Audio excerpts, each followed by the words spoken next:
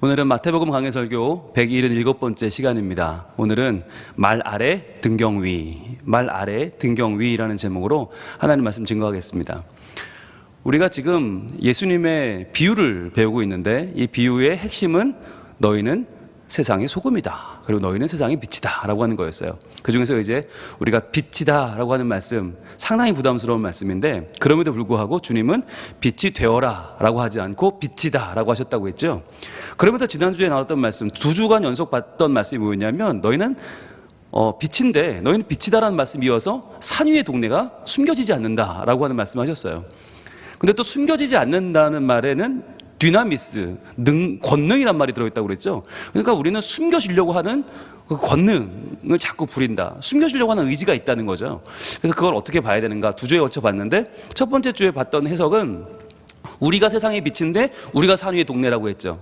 그래서 산 위에 있는 동네는 드러나야 되고 또 산 위에 있는 동네는 이 당시에 나그네들이 찾아가서 머물 수 있는 유일한 휴식처고 안식처고 또 그들을 받아줘야만 하는 입장인 것이고 산 위의 동네는 계속 빛이 나야 되는 거고, 그러니까 응급 구급 역할을 할 수 있는, 그러니까 어려운 사람을 도와야 되는 역할이라고 그랬죠. 그래서 그게 당시에 이 예수 믿는 사람들이 힘도 없고 백도 없고 맨날 수탈당하고 아무것도 없는데 우리한테 그렇게 빛의 역할을 하라고 그러시면 어떡합니까? 어떻게 우리한테 다 대접하고 사람을 섬기라고 하십니까? 우린 그럴 수 없습니다라는 마음 때문에 당시에 갈릴리에 힘없는 이 예수님 주변의 무리들은 자꾸만 숨었으면 좋겠다라고 하는 의지를 가지고 있는데 주님은 그게 아니라 드러나야 된다라고 하는 것으로 첫 주에는 해석을 했고요.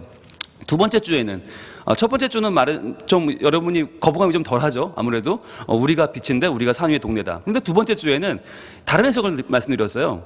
우리가 세상의 빛인데 산 위의 동네가 따로 있다는 거죠. 그러니까 우리가 그 산 위의 동네를 향해서 빛을 비추어 줘야 된다.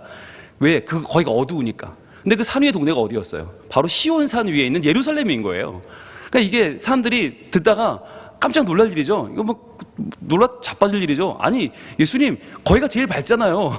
성전이 있는데 성전이 빛인데 성전 안에 금촛대가 있고 금촛대가 예수 그리스도를 상징하는, 하나님을 상징하는 금촛대가 있는데 구약 시대에는 빛 그러면 제일 먼저 떠올리는 게 성전이거든요. 성전이 빛인데 갑자기 왜 산 위의 동네인 예루살렘이 어둡다고 그러시면 그거 어떻게 합니까?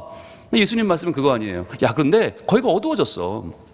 성전이 예전 같지가 않아. 처음 지어졌던 그때의 그 빛나는 성전이 아니야. 성전이 지금 저기를 지금 차지하고 있는 대제사장, 바리새인, 율법사, 서기관 저놈들이 다 엉망을 만들어놨어. 그래서 하나님이 그 예배를 받지 않으셔. 그래서 저기가 지금 이름만 있지 빛이 없어. 그럼 그 빛이 어디로 왔다는 거예요? 너희가 빛이다. 이제 너희가 빛이다. 그러니까 성전이 빛이 아니라 성도가 빛이 되었다라고 하는 파격적인 말씀을 전하고 계신 거죠. 그러니까 니들이 예수를 잘 믿어서, 니들이 예수를 증거해서 어떻게 하라고요? 저 성전 위에 산 위에 있는 동네, 성전산 위에 있는 동네 예루살렘을 밝혀야 돼. 굉장히 도발적인 말씀이죠. 그러니까 나는 저게 가요. 왜 가요? 비추려고 가는 거예요. 근데 어떻게 비춰요? 내가 죽어서, 십자가를 지고 죽어서 저 위에서 하나님의 영광의 휘장을 갈라버려요. 그래서 하나님의 구원이 임해서 예루살렘이 밝아지고 그로 인해서 온 세상이 맑아지는 거죠.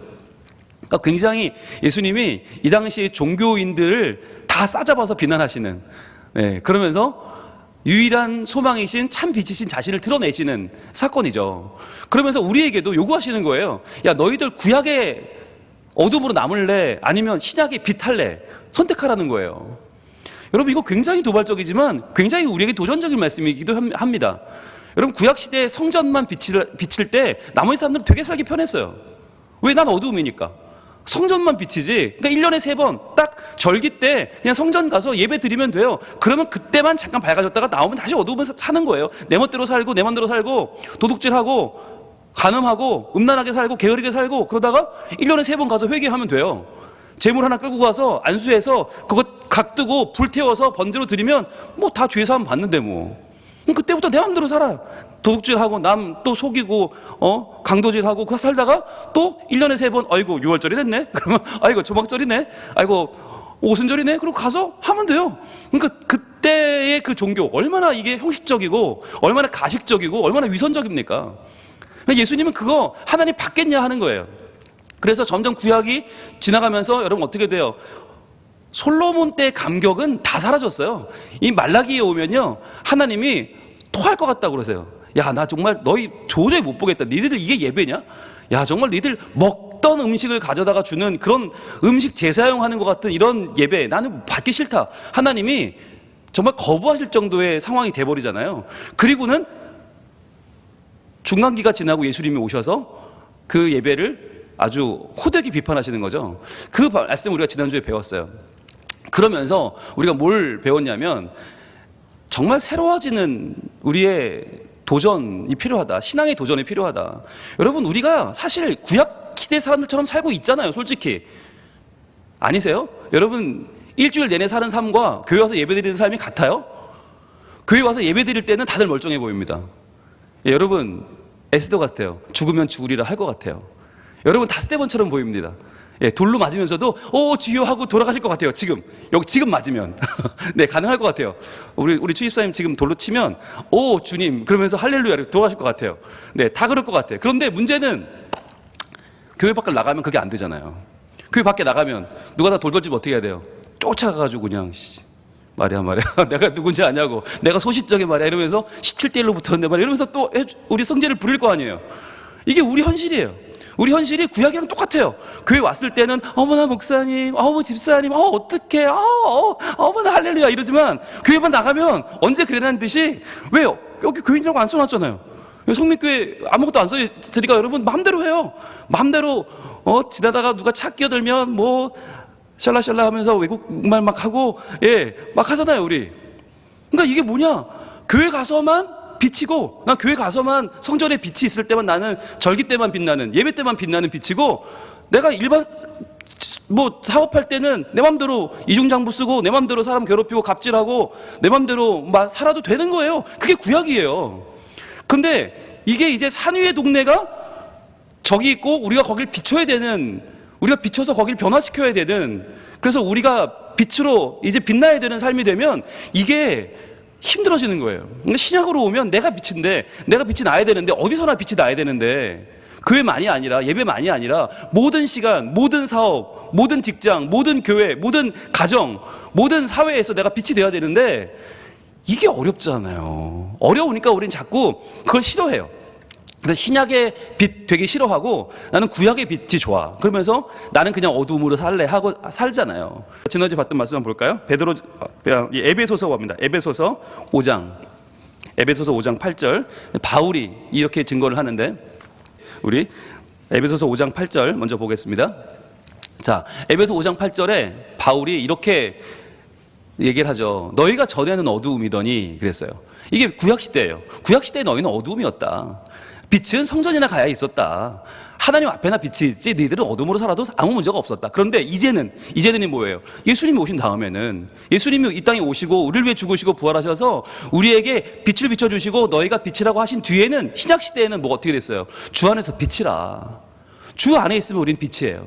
그러면서 뭐라고 해요? 빛의 자녀들처럼 행하라 라고 바울이 우리에게 성령의 감동을 따라 이야기합니다. 그러면서 뭐라고 그래요? 빛의 열매가 3가지 있다고 말하죠. 빛의 열매가 뭐예요? 모든 착함과 의로움과 진실함에 있다 라고 3가지를 강조한다고 그랬죠. 기억나시죠? 착함은 아가도슈네였어요. 아가도슈네는 의지적으로 선하게 사는 것. 이게 성품적으로 착한 게 아니라 의지적으로 착한 거. 그 다음에 의로움은 디카요슈네. 이것은 의롭다는 말은 하나님과의 관계 회복이라고 그랬죠. 하나님과 가까워지는 것. 그래서 하나님과 멀어지는 게 불의한 것이고 하나님과 가까워지는 게 의로운 것이다. 그리고 마지막 진실함이라고 하는 건 알레세이아. 알레세이아는 망각돼서는 안 되는 거, 잊을 수 없는 거, 바로 잊혀지지 않는 예수 그리스도, 진리이신 그분. 진리가 바로 진실함, 바로 알레세이아죠. 그러니까 이 3가지가 다 빛의 열매인데, 여러분 이게 우리한테 하나도 만만치 않아요. 그렇잖아요. 아가도슈네, 디카요슈네, 알레세이아, 셋 다 우리에게는요 뭐 태생적으로는 당연히 없고, 이거를 가지고 살려면 굉장히 부담스러운 이 3가지예요. 그러니까 우리는 착함도 의로움도 진실함도 그냥 좀 외면하고 살면 좋겠어요. 그런데 이런 그럴 수가 없다. 이제는 너희는 빛이다라고 말을 하는 거였죠. 그러면 10절로 가면서 이렇게 이어집니다. 주를 기쁘시게 할 것이 무엇인가 시험하여 보라. 그러니까 빛으로 사는 사람들은 뭐냐면 항상 주를 기쁘시게 하는 사람들. 그러니까 주를 기쁘시게 뭘 하면 좋을까를 늘 생각하고 늘 도전하고 늘 시도하고 시험하는 사람들. 그러니까 우리가 만나면 무슨 얘기를 해야 돼요? 만나면 안부를 물을 게 아니라 우리가 당신은 지난 한 주 동안 어떻게 주님을 기쁘시게 했나요? 라고 이야기를 나눠야 되는 거예요. 어떤 시험을 했나요?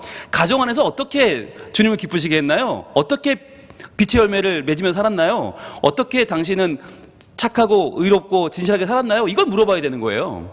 근데 아무도 안 물어봐요. 네, 아무도 안 물어봐요. 왜? 서로 민망하니까. 예, 어떤 대답이 나올지 뻔하니까. 예, 뭐라고 그랬어요? 한 번만 더 물어보면 나 이 교회 안 나오겠다고 그럴 거 아니에요. 그러니까 그 말 나올까봐 우리가 안 물어보잖아요, 서로. 네. 그래서 저도 안 물어보는 거예요. 네. 제가 물어보기 싫어서 안 물어보는 게 아니라 2번 물어보면 교회 안 나올까봐 안 물어보는 거예요. 그러니까 여러분, 이게 우리가 신약 시대인데, 시대는 신약 시대인데, 우린 구약을 살고 있는 거죠. 그러니까 당연히 주를 기쁘시게 못하는 게 너무 당연해. 너무 뻔뻔해. 여러분, 저는 이건 문제가 있다고 봐요. 제가 이렇게 신방을 해보면 다들 너무 아무렇지 않게까지는 아니군요. 네, 조금 민망하게, 조금 미안하게 그러세요. 요즘 기도 생활에 상당히 문제가 있다. 예, 요즘 나의 예배 생활은 많은 문제가 많다. 나는 주님과의 관계가 요즘 문제가 많다라는 이야기를 하세요. 그런데 그 얘기를 하는 분들을 이렇게 자세히 보면 조금 민망해 하긴 하지만 그다지 큰 문제로 느끼는 것 같지는 않아요. 그게 제가 마음 아픈 부분이에요. 별로 마음 아파하지는 않으세요. 조금 목사님이니까, 목사님, 그것도 담임 목사님한테 얘기를 하려면 좀 민망하니까 뭐 기도 생활을 조금 제가 적게 하고 있고 예배 생활 좀 문제 있고 뭐 영적인 상황이 좋지 않지만 이라고 말하지만 그때까지 이분들은 웃음길 잃지 않아요. 그런데 기도 제목을 물어보면 그때부터 심각해집니다. 병, 돈, 직장, 여기 일로 가면 굉장히 심각해지는 거예요. 그러니까 영적인 문제는 굉장히 가볍고 육적인 문제는 굉장히 무거워요. 그래서 기도 제목은 대부분 다 돈이에요. 건강과 돈이 대부분이에요. 건강, 돈, 자녀. 네. 이 세 가지가 항상 기도 제목이고 그 앞에 나오는 내 영적인 문제, 기도 생활, 말씀 생활은 이건 그냥 뭐랄까요? 에피타이저 정도로 그냥 살짝 이건 민망하지만 이건 그래도 뭐 이거면 다 그렇게 사니까 관계없고 이렇게 들어가는 거예요. 그러니까 신방할 때 되게 민망해요. 솔직히 저는. 그래서 어디에 초점을 맞춰야 될지 잘 모르겠어요. 신방을 왜 받아요? 예, 제가 뭐 돈 드려요? 제가 여러분 주식 불려드려요? 네, 그런 거 아니잖아요. 제가 무슨 여러분 자녀 데려다가 엉덩이 좀 패드릴까요? 그런 거 아니잖아요. 영적인 생활 때문에 제가 신방을 하는데 영적인 생활을 전혀 못하고 있는 분들이 너무 멀쩡하게 그건 아무렇지 않은 문제고 자녀, 돈, 건강에서는 굉장히 심각해져요. 그래서 어쩌란 얘기인가 참 제가 아쉽기도 한데 네, 뭐 다 그런 건 아니지만 그러나 많은 분들이 그래서 드는 생각이 뭐냐면 우리가 신약 시대를 살아야 되는데 주를 기쁘시게 해야 되는데 그걸 못하고 있는 부분에 대해서 굉장히 아프지도 않고 민망하지 않고 네, 너무 좀 덜 감각이 살아있지 않나라는 생각을 네, 하게 됐습니다. 자, 그래서 이제 오늘은 이걸 조금 더 들어가요. 참 우리 주님 참 대단한 분이세요. 우리한테 여유를 주지 않으세요. 저는 여러분 여유를 드리고 싶어요. 예, 전 담임 목사로서 목회적인 측면에서 오늘 정도는 좀 쉬어가야 돼요. 그래서 여러분들이 지치지 않고 다음 주에도 오실 것 같아요. 오늘 게다가 어린이날인데 어린이날 휴일날 이렇게 열심히 교회까지 왔는데 담임 목사님이 오늘은 좀 잘했다 칭찬도 해주시고 여러분한테 좀 이렇게 여유 있게 오늘 하루쯤은 여러분 잘 믿고 계십니다. 이러면 좋잖아요. 근데 저도 오늘 말씀을 묵상하면서 주님 너무하신다. 한 번 더 들어오세요. 예, 한 번 더 우리를 확인하고 우리의 신앙을 짚고 들어가시는데 그 말씀이 바로 오늘 5장 15절 말씀입니다. 우리 본문 한번 읽어볼게요. 자, 시작. 사람이 등불을 켜서 말 아래 두지 아니하고 등경 위에 두나니 이러므로 집안 모든 사람에게 비치느니라 그랬어요. 자, 여러분 이 말은 하나도 어렵지 않아요. 이 말이 어려운 게 문제가 아니라 이걸 사는 게 어려운 거예요. 여러분 항상 성경 말씀은 어려운 말씀은 하나도 없어요. 근데 문제는 이 말씀이 이게 나에게 주시는 말씀이기 때문에 이게 힘든 거예요. 이게 남에게 주는 말씀 같으면 너무 쉽고 우리가 이거 한 시간도 떠들 수 있어요. 하루 종일 떠들 수 있어요. 그런데 이게 나에게 주시는 말씀이기 때문에 이게 너무 버겁고 힘든 거예요. 여러분 이 말이 어려워요? 사람이 등불을 켜서 말 아래 두지 않는다. 여러분 여기서 말이 뭐예요? 히히히 하는 말이 아니잖아요. 타는 말이 아니죠. 여기서 말하는 말이라고 하는 게 이제 우리가 쓰는 한 말, 한 돼, 뭐 한 섬 그런 부피를 재는 도구 중에 하나거든요. 근데 그 아래 두지 않고 등경 위에 둔다. 그러니까 등경 위라는 게 이렇게 벽에 저 등처럼 저렇게 되어 있는 부분처럼 튀어나온 부분, 거기 위에 올려놓으면 온 집안이 밝아지잖아요. 근데 그 얘기를 하는 거거든요. 집안 모든 사람에게 비치느니라. 예, 말 한번 보여주세요. 제가 이 모디우스라고 하는 이 말을 찾아봤는데요. 한번 그림 보여주시죠. 이게 이제 4세기 것으로 보이는 청동으로 만들어진 모디우스거든요. 이 모디우스, 말이라고 하는 건데 약 9리터의 곡물을 담아서 보관하거나 부피를 잴 수 있어요. 그러니까 이게 우리로 보면 우리가 한 말이라고 하면 우리식으로 쓰는 말은 18리터 정도 됩니다. 18리터. 그러니까 거의 2배 차이가 나는 거죠. 그러니까 말이 훨씬 더 큽니다.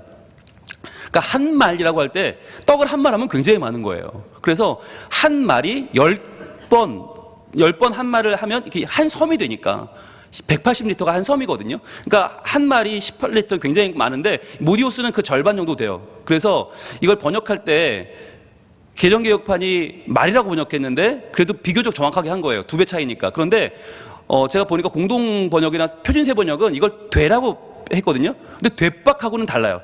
되는 말의 10분의 1밖에 안 돼요. 1.8리터거든요. 한 되가.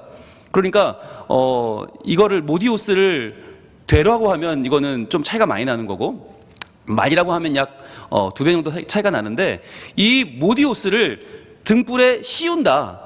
등불 위로 덮어놓는다 라고 할 때는 이게 무슨 말일까요? 이렇게 하는 경우가 있대요. 찾아보니까 하는 경우가 있대요. 언제 있냐면 여러분 이 옛날에는 성냥이 없으니까 라이터도 없으니까 등불을 켜놨는데 이 등불이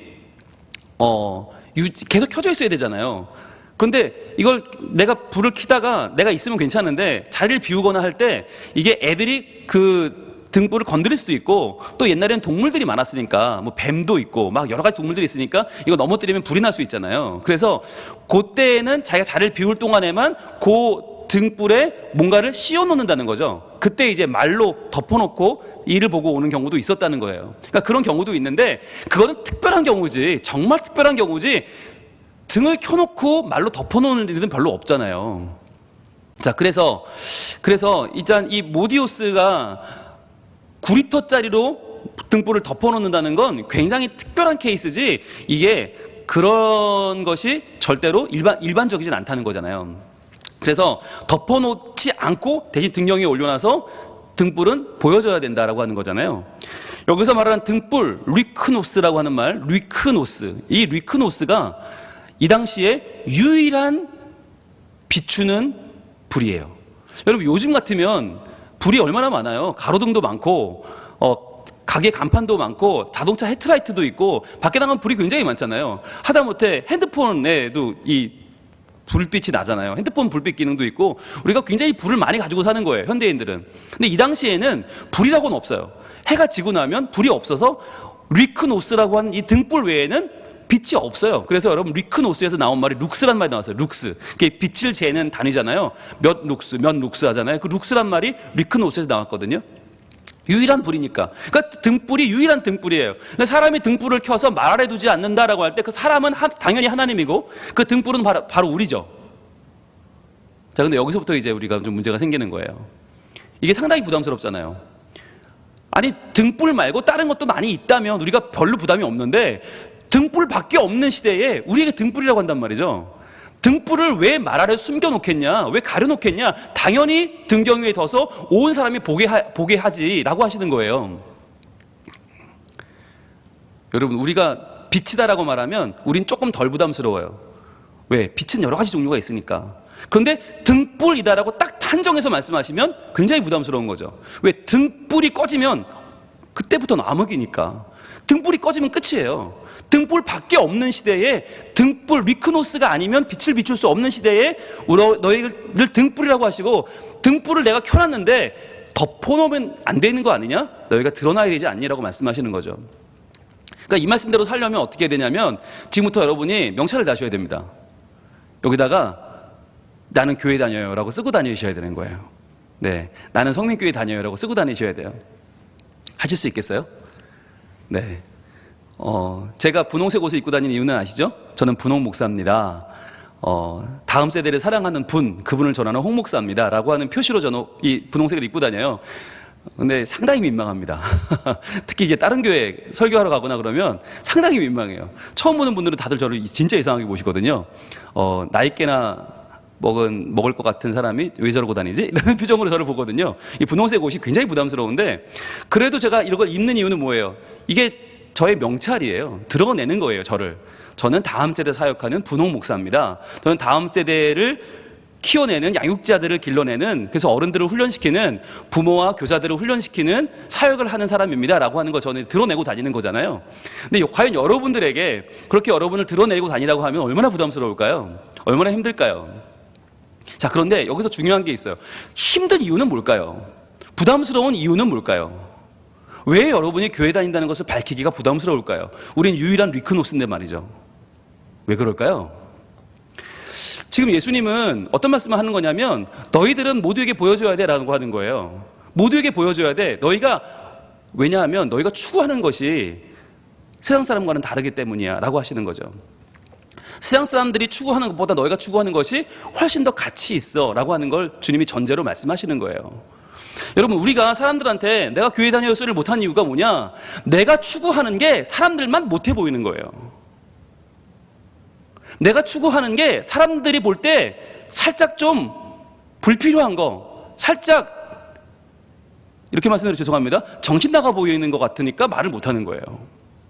요즘 이 코로나 시대에 교회가 방역에서 좀 구멍이 나고, 당연하죠. 사람들이 이렇게 많이 모이는데 이렇게 수백 명, 수천 명 모이는 조직이 어디 있어요? 요즘 아무 데도 없지. 그러니까 이런 데서 터질 수밖에 없는 건데, 그게 이제 몇 건 터지고 나면 사람들이 교회에 대해서는 굉장히 거부감이 들고, 교회를 저주하게 되고, 교회를 멸시하게 되고, 그 우리는 점점 더 숨고, 그러니까 교회 다닌다고 하는 거 드러내기가 점점 더 어려워지는 세상이 되거든요. 그런데 근본적인 그걸 한번 들여다보자는 거예요. 근본적인 거. 그럼 코로나 전에는 괜찮았나? 코로나 아닐 때 우리가 교회 다닌다고 말하고 다녔나? 아니잖아요. 내 주변 사람들이 너 교회 다니냐? 라고 말하면 바로 답이 안 나오잖아요. 좀 망설이게 되지. 무슨 의도로 물어보는 거지? 내가 말을 해도 될까? 굉장히 생각해보게 돼요. 그리고 한참 생각하다가, 아니 뭐 옛날에 좀 다녔었는데 뭐 이러면서 분명하게 말을 안 하고 흐리죠. 왜 그럴까요? 그게 뭐냐면, 우리가 믿는 것에 대한 가치를 잘 모르는 거예요. 내가 예수를 믿는 것에 대한 이게 얼마나 가치 있는 일인지를 우리 스스로 잘 모르는 거예요.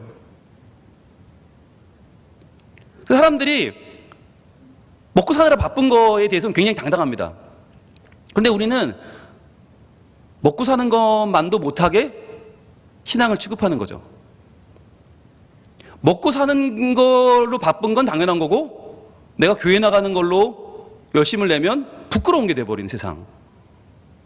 여러분, 이거 굉장히 잘못된 겁니다. 왜냐하면 이걸 제가 오늘 성경으로도 얼마든지 말씀드릴 수 있지만, 먼저 제가 세상의 이론으로 좀 입증을 해보려고 해요. 네. 물론 이 중에는 그런 분이 없지만, 세상 사람들은 그렇게 말하거든요. 하나님 말씀은 니들이나 중요하지 우리는 안 중요해라고 할 수도 있기 때문에. 네, 보여주시죠. 메슬로우라고 하는 이 미국의 심리학자입니다. 이분이 굉장히 유명한 분이에요. 이분이 이 욕구 위계 이론, 욕구에는 단계가 있다는 거예요. 이걸 굉장히 유명한 이론이고, 이게 거의 모든 학문에 다 쓰입니다.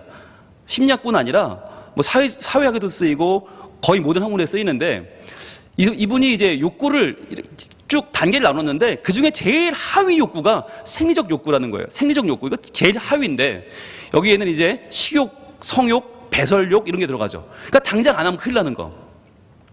이게 가장 기본이다. 맞는 말이죠. 여러분, 이거 안 되면 안 되죠. 지금 막 배가 고파 죽으려고 그래. 그럼 설교 어떻게 들어요? 그죠? 여러분, 지금 화장실 너무 급해. 그럼 빨리 나가셔야 돼요. 그죠? 그러니까 생리적 욕구가 첫 번째 우리의 기본적인 욕구고, 그 다음에 안전에 대한 욕구가 있다는 거예요. 안전에 대한 욕구. 이게 뭐냐면, 내가 지금 당장은 괜찮지만 아프면 어떡하지? 라고 하는 건강에 대한 염려가 있잖아요. 그래서 건강식품을 열심히 드시는 분들, 당연한 거죠. 왜? 나는 건강해야 되니까. 그리고 집을 구할 때도 1차적으로 큰 병원 옆으로 가야 안심이 되는 그런 마음이 있잖아요. 우리가 적어도 내가 안전해야 돼. 그리고 우리가 적어도 직업을 고를 때에도 제일 선호하는 건 공무원이잖아요. 공무원 고시라고 할 정도로 그게 이제 안전에 대한 욕구거든요. 이게 이제 주거, 재정, 건강 이런 부분에 대한 욕구를 우리가 추구합니다. 근데 여러분, 이게요 되게 하급 욕구인 거 아세요? 우리가 안전, 건강 뭐 되게 중요하게 생각하는데 이게 굉장히 기본적이면서도 하위 욕구예요. 근데 그 이상으로 올라가면 이제 소속과 애정을 받으려는 그런 욕구가 있답니다. 어떤 소속감을 느끼려고 하고 어디 회사에 들어가야 되고 그냥 너 지금 뭐하니? 나 지금 놀아. 그럼 부끄럽잖아요. 이게 돈을 못 벌어서 부끄러운 게 아니라 내가 소속감이 없는 거죠. 마치 고립된 것 같고 내가 방치된 것 같고. 그래서 대인관계 또는 소속감이 굉장히 중요한 욕구고요. 거기서 여기 더 넘어가면 인간의 존중감을 굉장히 중요하게 여긴다는 거예요. 그래서 명예나 인격이나 존경을 받는 삶이 되는 거. 근데 여기까지가 뭐냐면 결핍 욕구라고 부르는데 이건 뭐냐면 이게 안 되면 부작용이 일어나는 거예요. 그러니까 이게 모자르면 우리 안에 굉장히 많은 이 반작용이 일어나는 부작용이 일어나는 결핍 욕구고요. 그 다음 마지막 자아 실현의 욕구. 이게 이제 더 나은 인간이 되려고 하는 가치 추구의 욕구거든요. 그러니까 말씀드리면 하위 욕구부터 시작해서 점점 상위 욕구로 올라가는데 아래에 있는 네 가지는 결핍 욕구. 결핍 욕구는 채워지지 않으면 사람이 잘못되는 부작용이 일어나는. 그래서 이게 채워지지 않으면 다음 단계로 갈 수 없는 거예요. 그러니까 생리적 욕구가 채워지지 않으면 안전 욕구로 갈 수 없고 안전이 안 되면 소속과 애정을 갈 수 없고 소속과 애정이 안 되면 존중으로 갈 수 없는 거죠. 그러니까 여기까지는 어떤 욕구냐면 부작용이 없으려고 하는 욕구예요. 그런데 마지막 자아 실현의 욕구는 뭐냐면 더 나은 인간이 되려는 추구한 욕구는 성장 욕구입니다. 그래서 끝이 없는 거예요. 끝이 없어요. 여러분 화장실을 하루에 끝도 없이 간다. 그건 병이에요. 네. 안전에 대한 건강에 대해서 끝이 없이 걱정하면 그 건강 염려증, 질병이에요. 소속과 애정도 너무 추구하면 그거 병이 됩니다. 존중도 마찬가지고. 그런데 자아 실현은요 너무 추구한다고 그게 흉이 되거나 욕이 되지 않아요. 그게 병이 되지 않아요. 자아 실현은 얼마든지 무한대로 우리가 추구할 수 있어요. 그런데 여러분 자아 실현의 무한대가 어디죠? 하나님의 형상입니다. 자아 실현의 무한대가 어디죠? 하나님 나라입니다. 자아 실현의 최대한이 어디예요? 영생이에요. 그러니까 여러분 우리가 지금 추구하는 우리가 모여서 지금 이 어린이날에 이 휴일에 이 수요일 저녁이라고 수요예배에 나와 앉아있는 건 뭘 상징하냐면 우리가 하위 욕구가 다 채워져서 가장 꼭대기에 있는 가장 끝에 있는 더 나은 하나님의 자녀로 하나님의 나라를 바라보며 하나님의 꿈을 가지고 살겠다고 하는 최고의 욕구에 와 있는 거예요. 우리는 왜요? 여러분 이거 안 한다고 우리가 부작용 생기는 거 아니잖아요. 이거 안 한다고 당장 큰일 나지 않아요. 아래에 있는 네 가지는 큰일 나는 거니까 하는 거예요. 여러분 사람들이 지금 돈 벌러 가는 거 왜 가요? 안 벌면 큰일 나니까 당장. 이거 안 하면 애들 먹고 살 게 없으니까 목구멍이 포도청이나 일하러 가요. 그건 당연하게 여기면서 그건 떳떳하게 말하면서 그건 되게 인간적인 것처럼 얘기하면서 그걸 초월하는 욕구 정말 이 모든 것 다 뒤로 하고 가장 핵심적인 인간의 가장 궁극적인 욕구를 가지고 하나님을 믿으러 가는데 이건 부끄럽게 여겨요. 이건 손가락질해요. 잘못된 거죠. 말도 안 되는 거예요. 말도 안 되는 거예요. 여러분 이거를 교회 다니지 않는 사람이 이렇게 얘기하면 뭐 그럴 수도 있겠지만 교회 다니는 우리가 부끄럽게 생각해요. 우리가 적어도 매슬로우의 욕구 이론만 알아도 이건 부끄러울 일이 아니라 자랑스러운 일이에요. 떳떳한 일이에요. 제가 어린 시절에 저희 집에서 아무도 안 믿었어요. 저 혼자 믿었어요. 예, 저희 형이랑 같이 시작했는데 저희 형은 다른 교회 나갔고 저는 다른 교회, 둘 다 교회가 달랐기 때문에 별 도움이 안 됐어요. 믿지 않는 아버지가 항상 저희를 이제 교회 핍박하는데 뭐라고 하시냐면 야 교회 나가면 밥이 나오냐 떡이 나오냐 밥이 나오냐 국이 나오냐 그 소리 정말 지겹게 들었어요. 그런데 여러분 그 얘기를 들으면서 제가 어린 마음에 그런 마음이 들었어요. 사람이 밥만 먹고 사냐? 이런 마음이 들었어요. 사람이 떡만 먹고 사냐? 사람이 국만 먹고 사냐? 아니 그럴 수 없는 거 아니에요? 사람이 그럼 떡이 나오고 국이 안 나오면 그거 안 해요? 여러분 지금까지 인간의 역사가 발전한 건요 밥 먹고 떡 먹자고 산 사람들 때문이 아니에요. 밥 먹고 떡 먹고 국 먹는 게 다였던 사람들은 생존하는 데 급급했어요. 그런 사람들 전혀 인류 발전에 도움이 안 됐어요. 진짜 인류를 발전시킨 사람은 누구예요? 먹고 사는 게 다가 아닌 사람들이었어요. 갈매기 조나단이라는 작품이 있습니다. 세계적인 명작입니다. 거기 보시면 모든 갈매기들이 다 뭐가 목적이에요? 물고기 잡아먹는 게 목적이에요. 모든 갈매기의 목적은 먹고 사는 거예요. 다 아주 하위 욕구에 지금 다 빠져 있는데 그 중에 단 한 마리, 조나단은 어떤 생각을 가집니까? 날아야지. 우린 새인데 날아올라야지. 먹고 사는 게 뭐가 중요해? 그게 우리가 다냐? 그러려면 우리 왜 갈매기냐 우리는? 왜 날개는 왜 붙어있냐 우리한테? 날자. 근데 주변에서 뭐라고 그래요? 야 바보 같은 놈아, 나는 게 무슨 소용이냐? 나는 게 밥 먹여주냐? 멋지게 날면 그래 그게 뭔데?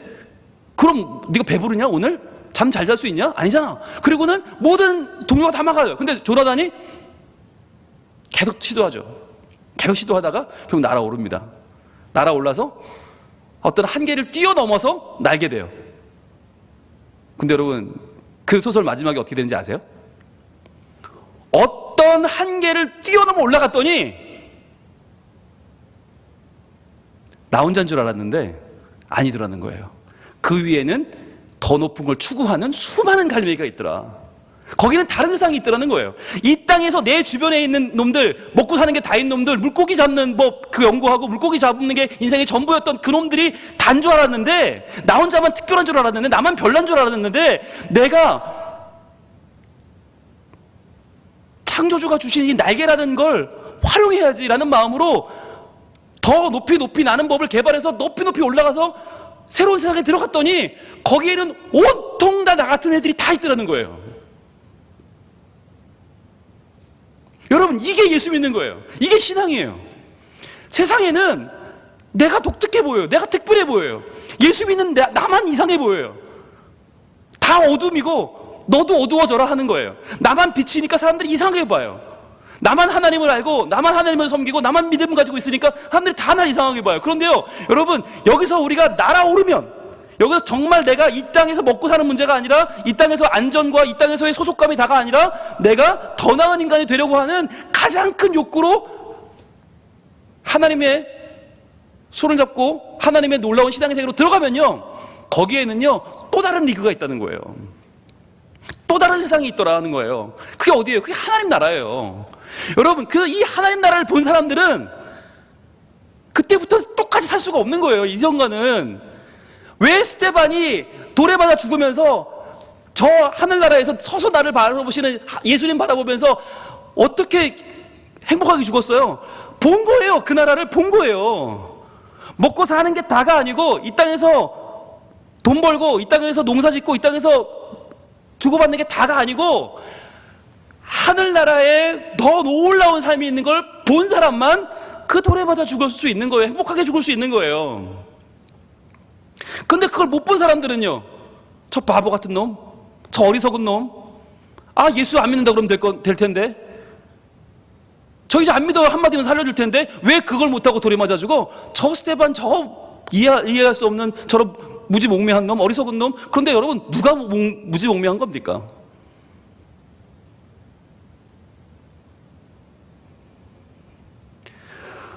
우리는 자꾸만 말 아래 두려고 해요. 난 빛인데 가능하면 빛이 안 났으면 좋겠어.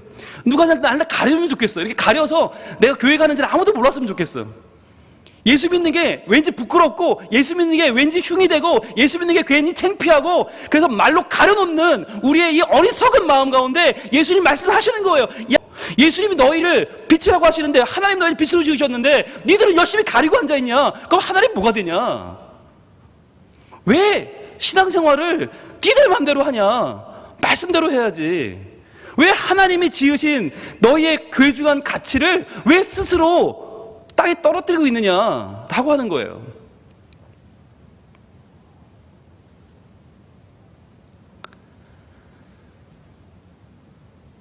말이 너무 심하게 나오죠?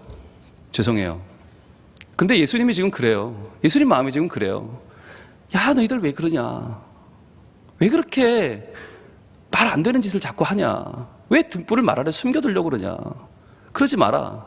그러니까 그 전절에서는 산 위의 동네는 숨겨지지 못한다. 숨겨질 수 없다. 아무리 의지를 가지고 권능을 가지고 숨겨지려도 숨길 수 없다. 그런데 너희는 자꾸만 말로 가려놓으려고 하지 않느냐. 등경 위에 둬야지. 이렇게 비춰줘야지. 모든 사람에게 비춰야지. 저는 욕심을 내면 좋겠어요.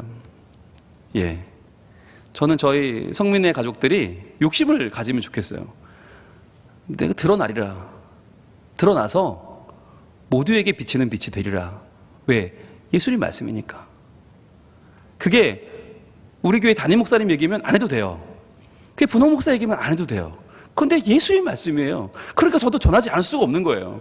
여러분 듣지 않을 수가 없고 이건 들었으면 행하지 않을 수가 없는 거예요. 그러니까 듣고 그냥 말려면 마세요. 근데 그건 우리가 할 일은 아니에요. 여러분 이걸 전하는 저는 얼마나 부담스럽겠어요. 전하면 그대로 살아야 되는 거 아니에요. 근데 왜 전한 사람은 그대로 살려고 노력해야 되고 들은 사람은 아무렇지 않아도 되죠? 그건 무슨 논리죠? 여러분 제가 성민교회예요? 그렇다면 그렇게 하세요. 제가 성민교회면 우리 목사님만 제대로 살면 성민교회 제대로 되는 거면 그렇게 하세요. 아니잖아요. 우리가 성민교회 아닙니까? 우리가 성민교회고 여러분 한 명 한 명이 성민교회고 여러분 한 명 한 명이 교회예요. 그렇다면 달라져야 됩니다. 그렇다면 이제는 달라져야 됩니다. 어떻게? 이제는 말 아래 가려져 있는 나를 끄집어내야 됩니다. 그래서 나를 세상 가운데 보여줘야 되는 거예요. 나 예수 믿어요. 나 교회 다녀요. 나 하나님 믿어요. 나 복음 때문에 행복해요. 라고 말할 수 있어야 되는 거예요. 나 애들이 대학 잘 가서 행복한 거 아니고요. 내가 집 사놨는데 그게 많이 올라서 행복한 거 아니고요. 나 다른 무엇 때문이 아니고 예수 믿어 행복해요. 예수님이 내 죄 때문에 십자가에 죽으셨고 부활하셔서 행복해요. 나는 하나님 나라 백성 되었으니 행복해요. 나는 이제 어둠이 아니고 빛이라서 행복해요. 저는 세상의 빛이라 너무 행복해요. 이럴 수 있어야 되는 거 아니에요. 찬양하겠습니다. 비추소서 찬양할 텐데요. 이제 우리가 할 수 있는 건 다 했어요. 네, 제가 전할 수 있는 건 다 전했어요. 이제 결단만 남았어요. 주님, 당신은 사랑의 빛이십니다. 어둠 가운데 비춰주시옵소서. 저에게 주님 빛이라 하셨는데 저는 빛이 될 수 있는 능력이 없고요. 그런 의지조차 없네요. 이 연약한 인간을 어떻게 하면 좋죠? 하나님 좀 빛을 비춰 주셔서 제가 그 빛으로 살게 해주세요 라고 더 이상 말 아래 감춰두지 말고 저를 드러내는 자가 되게 하시고 저를 등경 위에 두는 빛이 되게 하시고 제가 이 땅에 등불 되게 하소서. 내가 우리 집안 등불 되게 하소서. 내가 우리 직장에 등불 되게 하소서. 내가 우리 지역에 등불 되게 하소서. 내가 우리 가정에 등불 되게 하소서. 빛 비추는 자 되게 하셔서 내가 빛이 되고 등불이 되어서 주님 모든 이들에게 하나님의 빛이 비추게 하여 주옵소서. 오늘 우리가 이 결단을 하면서 주님 앞에 기도하는 마음으로 이 찬양 드립니다.